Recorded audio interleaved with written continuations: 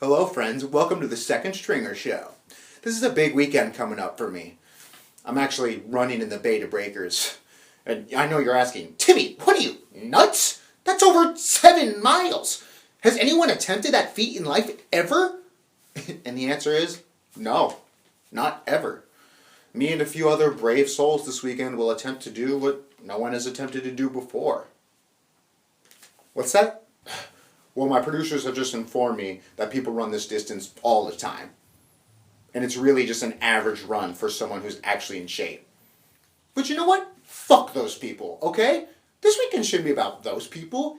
It should be about heroes like myself, who a week and a half ago were diving into a cheesy gordita crunch and thought, what do I have coming up in the next couple weeks?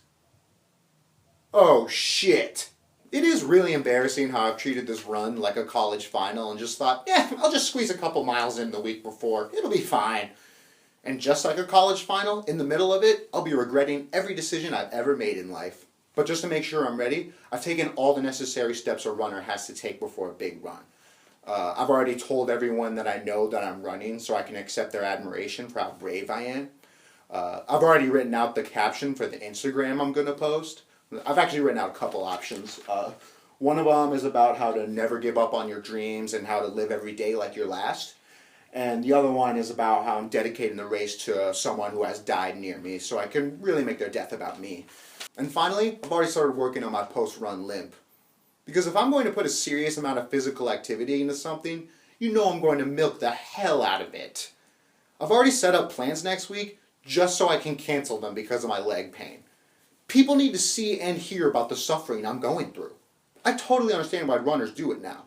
And if you run a marathon, you have to do it even more. Because I did a little research onto why a marathon is a 26.2 mile race. And it turns out it's from a Greek soldier named Pheidippus. And it turns out he ran 25 miles to announce a battle victory. Wow. What a story.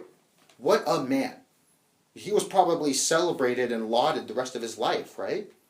Well, no. He died right after that. What an idiot. Oh, I'm hang gliding, honey. Take a good picture. I'm dead. That's why today we need to carry on the legacy of Pheidippus.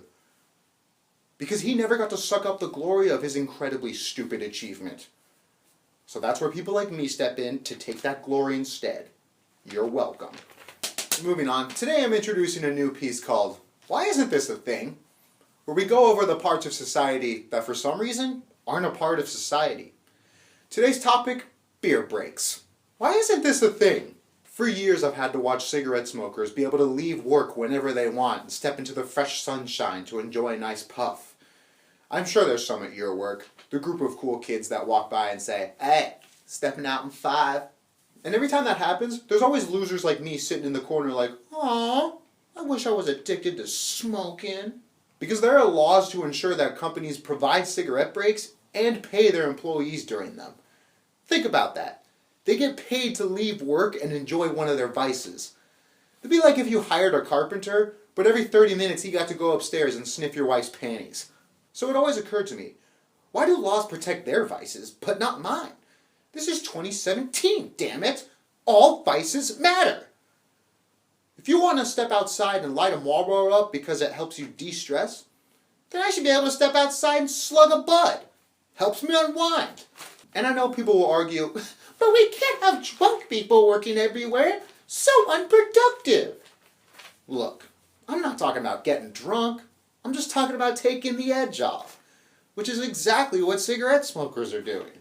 Look, at the end of the day, you just can't trust people who don't drink. You know who doesn't drink? This guy. Yeah, he doesn't.